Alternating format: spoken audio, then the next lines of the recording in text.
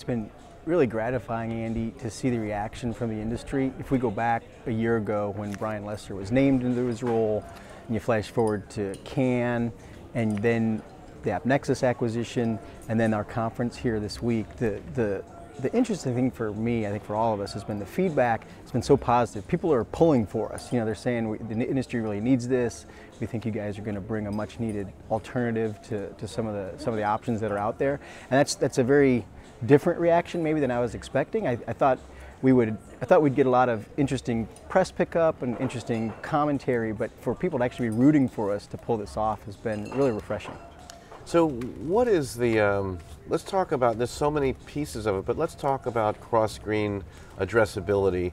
And of course you guys have been innovating that through Direct, before Direct, and now with all this new. What does cross-screen addressability mean, and what will it look like through the Xandr platform? This is where AppNexus really helps us, and it becomes a real key part of our portfolio.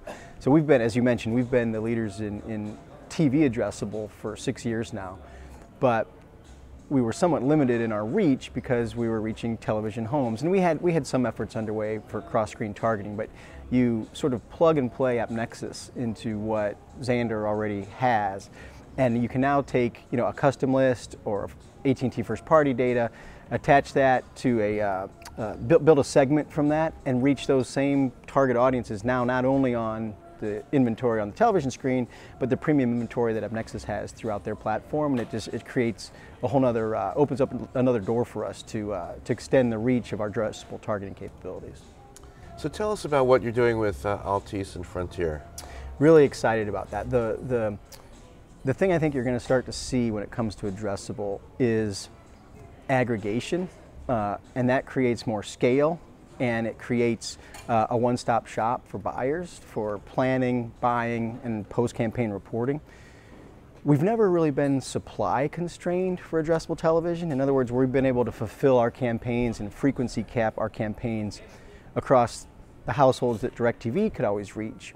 But what addressable really needs is extended scale of household reach, and that's what Altice and Frontier bring to us. It increases our ability, our household reach, it increases it by about 20%. We can now reach 20 million households with a live, with an addressable ad and a live television stream, and it's just a first step towards that aggregation that I think will ultimately drive dollars from digital back into television.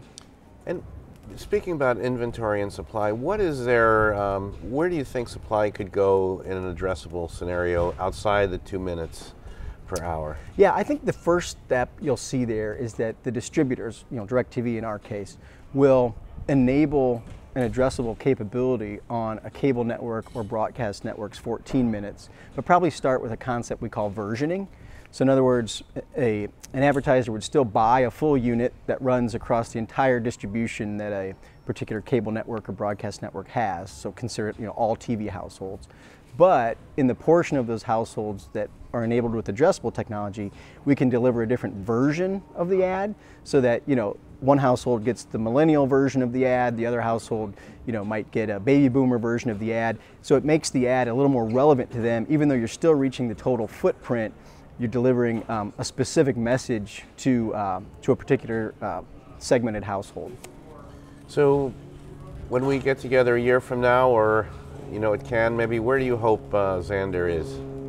Well, our vision all along was to create this marketplace for premium advertising centered on video, and so that's on the buy side and the sell side. So what I would suggest, Andy, is a year from now we will have aggregated significant amounts of supply. We will have enabled AT&T's first-party data to be used on the front end of a buying tool to create segments and target, and then we'll have a marketplace up and running that monetizes not only for AT&T's owned and operated premium inventory, but for that of multiple publishers throughout the industry.